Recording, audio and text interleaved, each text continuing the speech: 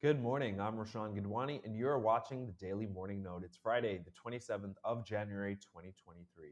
The bullish momentum in Singapore stocks continued for the third consecutive day on Thursday, even as regional markets traded mixed. The benchmark Straits Times Index rose 0.7% or 24.42 points to close at 3,377.19. Wall Street advanced in choppy trading on Thursday as investors grappled with an onslaught of economic data and a string of mixed corporate earnings, all while eyeing the clock as it ticks down toward next week's Federal Reserve monetary policy meeting. While all three major U.S. stock indexes were green, mega-cap momentum stocks, buoyed by Tesla Inc.'s earnings beat and upbeat sales forecast, helped put the Nasdaq in the lead. Rents and prices of Singaporean industrial developments rose for the ninth straight quarter in the fourth quarter of 2022 amid growing inflationary pressures, according to JTC's market report released on Thursday. Prices hiked 1.7% on the quarter and 7.5% on the year. This came in spite of interest rate hikes and a plummet of 14% in transaction volumes, according to estimates based on caveats lodged for industrial properties. YKGI on Thursday launched its initial public offering for a listing on the Catalyst board of the Singapore Exchange. The group, which is best known as the operator of Yuki duck rice and bubble tea brand Chicha San Chen in Singapore, is looking to raise gross proceeds of about 16.6 million Singapore dollars. It will put some 82.8 million shares up for sale at 0.20 Singapore dollars apiece in a placement tranche.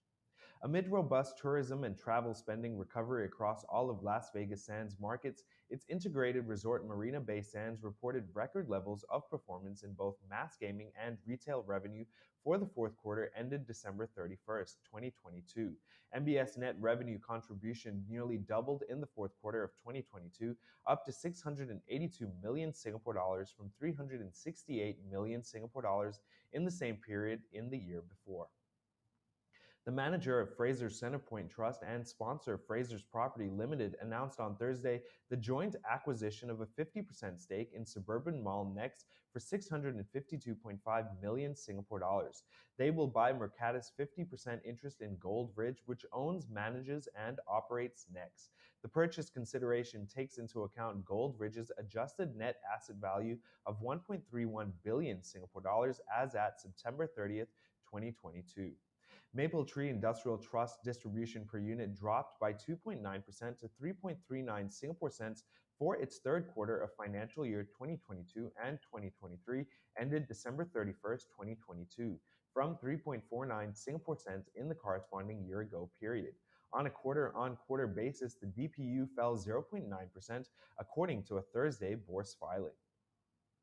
Singapore's first Treasury bill with a one-year tenor in 2023 closed its auction with a cutoff yield of 3.87% on Thursday. The T-bills were around 2.9 times subscribed for the 3.6 billion Singapore dollar allotment in the latest auction and will mature on January 30th, 2024. Snap Inc. shares are trading near their cheapest valuation on record, but a myriad of headwinds has investors doubtful over the prospect of a sustainable recovery ahead. The Snapchat parent will report its fourth quarter results on Tuesday, and the results will serve as the season's first major indication of the state of online advertising, a factor behind multiple recent blowups in the stock.